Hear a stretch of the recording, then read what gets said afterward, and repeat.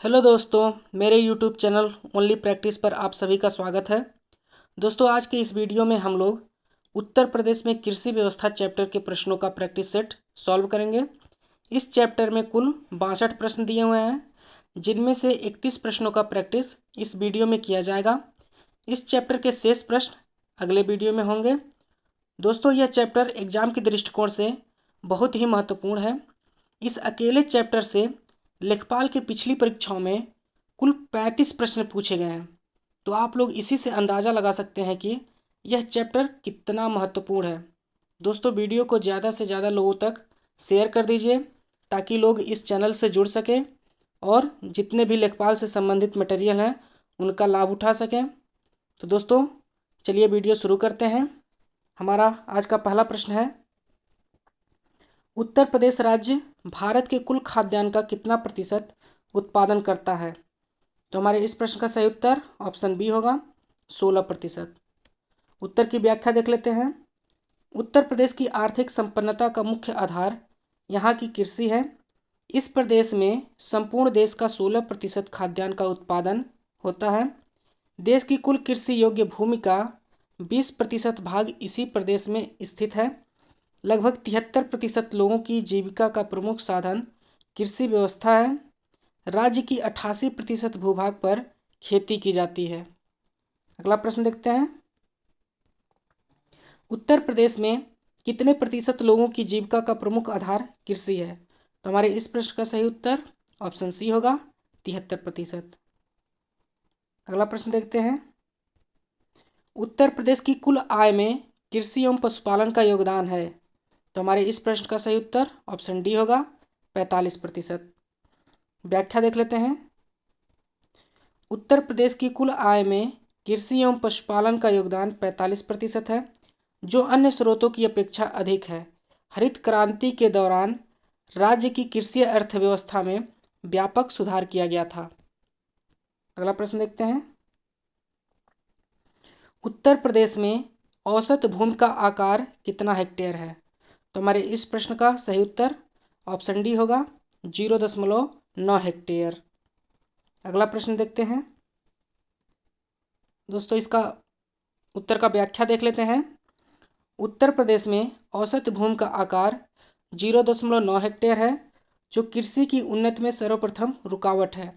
राज्य के 73% से भी अधिक किसान सीमांत किसान हैं, जिन्हें कृषि कार्य का पूर्ण लाभ नहीं मिल पाता है।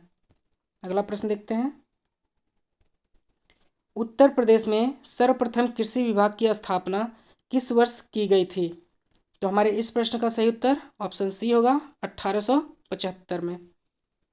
व्याख्या देख लेते हैं उत्तर की। राज्य में कृषि विभाग का गठन वर्ष 1875 में किया गया था।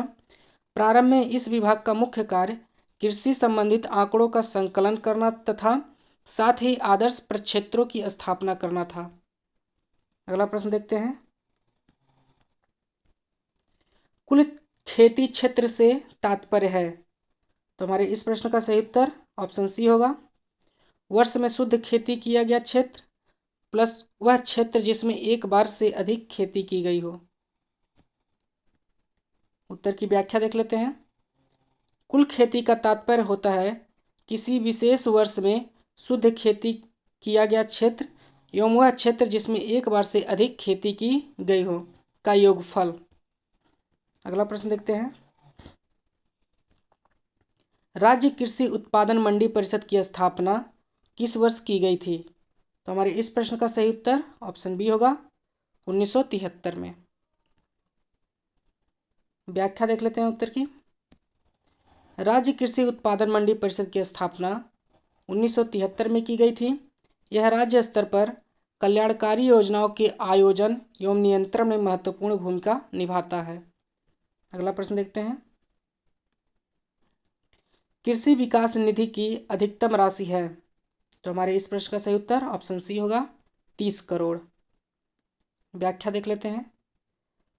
राज्य में कृषि विकास हेतु 30 करोड़ की कृषि विकास निधि का गठन किया गया है।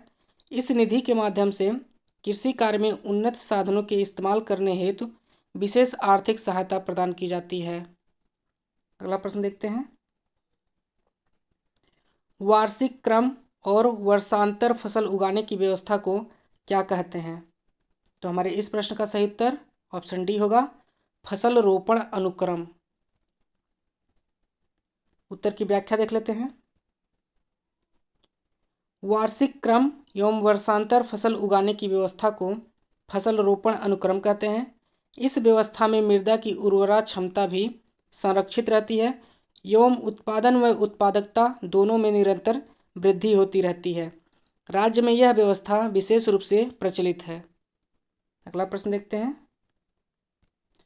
उत्तर प्रदेश में कृषि को जलवायु के आधार पर कितने प्रदेशों में विभाजित किया गया है? तो हमारे इस प्रश्न का सही उत्तर ऑप्शन बी होगा, 9। अगला प्रश्न देखते हैं। उत्तर की व्याख्या भी देख लेते हैं दोस्तों। उत्तर प्रदेश में कृषि को जलवायु के आधार पर 9 भागों में विभाजित किया जाता है। ये भाग हैं भाबर व तराई क्षेत्र, पश्चिमी मैदानी, मध्य पश्चिमी मैदानी भाग, दक्षिण पश्चिम समशुष्क मैदान, मध्य मैदानी भाग, बुंदेलखंड क्षेत्र, उत्तर पूर्वी मैदानी भाग, पूर्वी मैदानी भाग एवं विंध्य प्रदेश। अगला प्रश्न देखते हैं। किस कृषि जलवायु प्रदेश में खरीफ फसलों का उत्पादन किया जाता है? तो हमारे इस प्रश्न का सही उत्तर ऑप्शन डी होगा, ए और बी दोनों। ऑप्शन ए है उत्तर पूर्वी मैदानी क्षेत्र और ऑप्शन बी पूर्वी मैदानी प्रदेश। उत्तर की व्याख्या देख लेते हैं। उत्तर पूर्वी मैदानी क्षेत्र एवं पूर्वी मैदानी प्रदेश में अधिक वर्षा होती है, इसलिए इन कृषि जलवायु प्रदेशों में खरीफ फसल का उत्पादन अधिक होता है। इस क्षेत्र में खादर मिट्टी का विस्तृत क्षेत्र मिलता है, जो खरीफ फसल के उत्पादन हेतु उपयुक्त माना जाता है। अगला प्रश्न देखते हैं। उत्तर प्रदेश में किस प्रकार की मिट्टी अधिकांशतः पाई जाती है? तो हमारे इस प्रश्न का सही उत्तर ऑप्शन बी होगा, जलोढ़ मिट्टी। व्याख्या देख लेते हैं उत्तर की। उत्तर प्रदेश के अधिकांश भूभाग पर जलोढ़ मिट्टी पाई जाती है। इस मिट्टी का निर्माण नदियों के द्वारा लाए गए अवसादों के जमाव से हुआ है, जिसमें नाइट्रोजन, फास्फोरस एवं जीवाश्म की मात्रा कम पाई जाती है, जबकि पोटास एवं चूना की बहुलता पाई जाती है। भारत के कुल भौगोलिक क्षेत्रफल के करीब 24% भूभाग पर यह मृदा पाई जाती है। इसे भारत का सर्वाधिक महत्वपूर्ण मृदा समूह माना जाता है। और भी है व्याख्या में देखते हैं। जलोढ़ या एलुवियल मृदा परिक्षेत्रीय या ट्रांसपोर्टेड या ड्रिफ्ट मृदा भी कहते हैं, क्योंकि इसका निर्माण वाहित अवसादों के जमाव से हुआ है। इसे नवीन व पुरातन जलोढ़ मृदा क्षेत्र में विभाजित किया जाता है। अगला प्रश्न देखते हैं।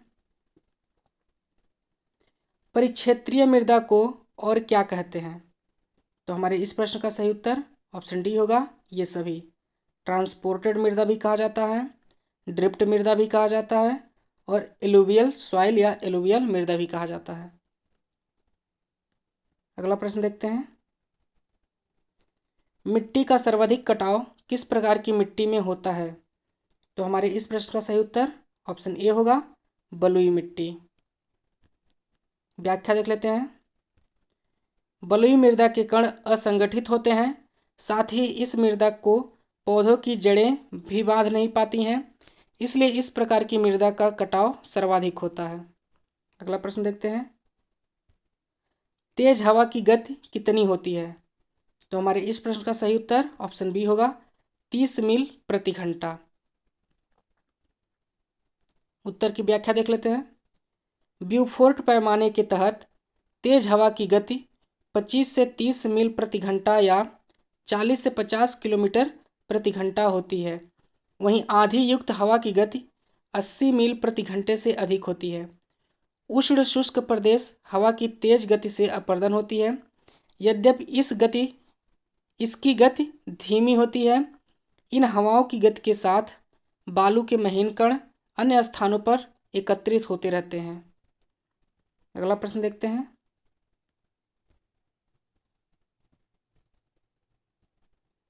आंधी में हवा की गति कितनी होती है? तो हमारे इस प्रश्न का सही उत्तर ऑप्शन सी होगा, 80 मील प्रति घंटा से अधिक। अगला प्रश्न देखते हैं, निम्नलिखित में से कौन सी नदी उत्तर प्रदेश में बीहड़ों का निर्माण करती है? तो हमारे इस प्रश्न का सही उत्तर ऑप्शन ए होगा, यमुना नदी। उत्तर की व्याख्या देख लेते हैं। अवनालिका अपरदन की समस्या प्रदेश में अत्यधिक चुनौतीपूर्ण है। राज्य का चंबल एवं यमुना अपवाह क्षेत्र अवनालिका अपरदन से सबसे अधिक प्रभावित है। अवनालिका अपरदन से बीहड़ों या रेवेन्यू का निर्माण होता है। दोस्तों, उत्तर प्रदेश का इटावा जिला सर्वाधिक अवनालिका अपरदन से प्रभावित जिला है, इसको भी याद रखिएगा। अगला प्रश्न देखते हैं, निम्नलिखित में से कौन एक रबी की फसल नहीं है?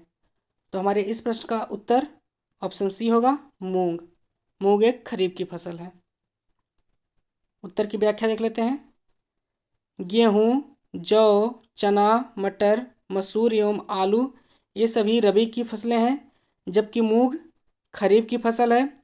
रबी की फसल की बुआई अक्टूबर नवंबर में की जाती है एवं कटाई मार्च अप्रैल के मध्य में की जाती है। अगला प्रश्न देखते हैं, गेहूं में प्रोटीन का प्रतिशत कितना होता है? और यह प्रश्न चकबंदी लेखपाल 2015 में आया हुआ है। तो दोस्तों, इस प्रश्न का सही उत्तर ऑप्शन ए होगा, 12%। अगला प्रश्न देखते हैं, उसके पहले उत्तर की व्याख्या देख लेते हैं हम लोग। गेहूं उत्पादन में उत्तर प्रदेश का स्थान भारत में प्रथम है। गेहूं में 12% तक प्रोटीन की मात्रा विद्यमान रहती है। इसे एक पौष्टिक खाद्यान्न फसल माना जाता है। राज्य में सर्वाधिक गेहूं का उत्पादन गोरखपुर जिले में होता है। यह एक रबी की फसल है, जिसकी बुआई शीतकाल के प्रारंभ होने से पूर्व की जाती है। उत्तर प्रदेश का पश्चिमी भाग गेहूं उत्पादन के लिए सबसे उपयुक्त माना जाता है। अगला प्रश्न देखते हैं, उत्तर प्रदेश में गेहूं का सर्वाधिक उत्पादन किस जिले में होता है?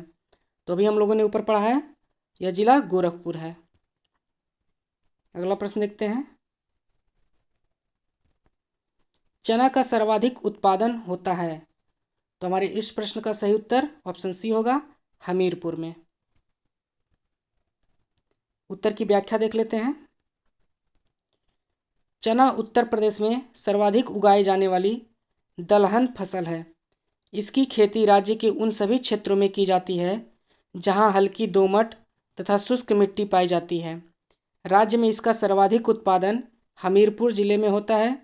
इसके अलावा इसे बांदा, झांसी, जालौन, मिर्जापुर, सोनभद्र, कानपुर, फतेहपुर, सीतापुर में भी उत्पादित किया जाता है। अगला प्रश्न देखते हैं, सरसों उत्पादन में उत्तर प्रदेश का स्थान है। तो हमारे इस प्रश्न का सही उत्तर ऑप्शन बी होगा, द्वितीय स्थान। उत्तर की व्याख्या देख लेते हैं। सरसों उत्पादन में उत्तर प्रदेश का स्थान भारत में द्वितीय है। इसे स्वतंत्र रूप से भी रबी फसलों के साथ संयुक्त रूप से उगाया जाता है। इसे गोंडा, बहराइच, मिर्जापुर, सोनभद्र, एटा, मेरठ, इटावा, अयोध्या, मथुरा एवं बुलंदशहर जिलों में उगाया जाता है। अगला प्रश्न देखते हैं, धान के लिए सर्वाधिक उपजाऊ भूमि कौन सी है? तो हमारे इस प्रश्न का सही उत्तर ऑप्शन ए होगा, दोमट मिट्टी। उत्तर की व्याख्या देख लेते हैं। चावल की खेती के लिए चिकनी उपजाऊ या दोमट मिट्टी सबसे उपयुक्त मानी जाती है। यह खरीफ की मुख्य खाद्यान्न फसल है। ज्वार, बाजरा एवं ढैंचा भी खरीफ की प्रमुख फसलें हैं। कपास, जूट, गन्ना, मूंगफली, अरहर, मक्का एवं सनई भी खरीफ की फसलें हैं। चावल की फसल अधिक वर्षा वाले क्षेत्रों में उगाई जाती है। पूर्वोत्तर भारत की भी यह मुख्य खाद्यान्न फसल है। नागालैंड के अगांगी जनजातीय समुदाय जाबो एक ग्रामीण खेती प्रणाली द्वारा चावल की खेती करते हैं। धान में भूसी का प्रतिशत अनुमानतः 20% तक होता है। इस भूसी का उपयोग ईंधन के रूप में किया जाता है। हरित क्रांति के द्वितीय चरण के दौरान चावल उत्पादन को विशेष प्राथमिकता दी गई थी। चावल के उन्नत बीज के लिए प्रति हेक्टेयर बीजारोपण दर 15 किलोग्राम होता है। अगला प्रश्न देखते हैं। पूर्वोत्तर भारत की प्रमुख खाद्यान्न फसल है, तो हमारा सही उत्तर ऑप्शन सी होगा, चावल।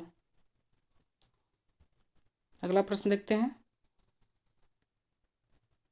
खरीफ ऋतु की फसलें हैं, तो हमारे इस प्रश्न का सही उत्तर ऑप्शन बी होगा, ज्वार, बाजरा और ढैंचा। अगला प्रश्न देखते हैं।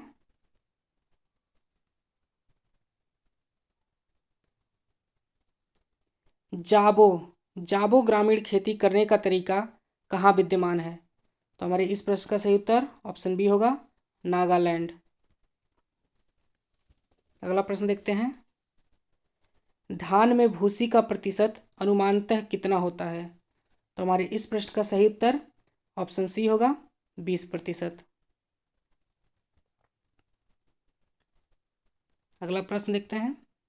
चावल के उन्नत बीज के लिए प्रति हेक्टेयर बीजारोपण दर होती है, तो हमारे इस प्रश्न का सही उत्तर ऑप्शन बी होगा, 15 किलोग्राम। अगला प्रश्न है। उत्तर प्रदेश के किन जिलों में पटसन की खेती की जाती है, तो हमारे इस प्रश्न का सही उत्तर ऑप्शन ए होगा, देवरिया और गोरखपुर जिला। उत्तर की व्याख्या देख लेते हैं। उत्तर प्रदेश के तराई क्षेत्रों तथा सरयू और घाघरा नदियों के दोआब क्षेत्र में जूट की खेती की जाती है। राज्य में जूट के प्रमुख उत्पादक जिले महाराजगंज, बहराइच, देवरिया, गोंडा, सीतापुर, गोरखपुर, लखीमपुर खीरी हैं। यह खरीफ की प्रमुख नकदी फसल है। अगला प्रश्न देखते हैं। उत्तर प्रदेश की प्रमुख व्यावसायिक फसल क्या है, तो हमारे इस प्रश्न का सही उत्तर ऑप्शन बी होगा, गन्ना। अगला उत्तर की व्याख्या देख लेते हैं। गन्ना उत्तर प्रदेश की प्रमुख नकदी या व्यावसायिक फसल है। इसे कुल कृषि योग्य भूमि के 13% भाग पर बोया जाता है। गन्ना उत्पादन के मामले में उत्तर प्रदेश का स्थान भारत में प्रथम है। तराई क्षेत्र एवं गंगा यमुना दोआब क्षेत्र में इसका उत्पादन अधिक होता है। तराई क्षेत्र में अधिक वर्षा के कारण यहाँ नमी की मात्रा पर्याप्त बनी रहती है। गन्ना की अधिसाली किस्म की फसल की अवधि 18 माह की होती है। कम वर्षा वाले क्षेत्रों में यह किस्म बोई जाती है। यह रूट क्रॉप फसलों की श्रेणी में नहीं आती है, जबकि आलू, चुकंदर, शकरकंद रूट क्रॉप फसल हैं। वीडियो का अंतिम प्रश्न देखते हैं दोस्तों। ईख की अधिसाली किस्म की फसल अवधि क्या है, तो हमारे इस प्रश्न का सही उत्तर ऑप्शन बी होगा, 18 माह। दोस्तों, यदि वीडियो पसंद आया हो और यह आपके लिए उपयोगी हो तो वीडियो को एक बार ज़रूर लाइक करिएगा और इसे अपने दोस्तों तक शेयर ज़रूर करिएगा और चैनल को सब्सक्राइब करिएगा ताकि इसका अगला पार्ट आपको तुरंत मिल जाए। तो दोस्तों, चलिए वीडियो को ख़त्म करते हैं। धन्यवाद।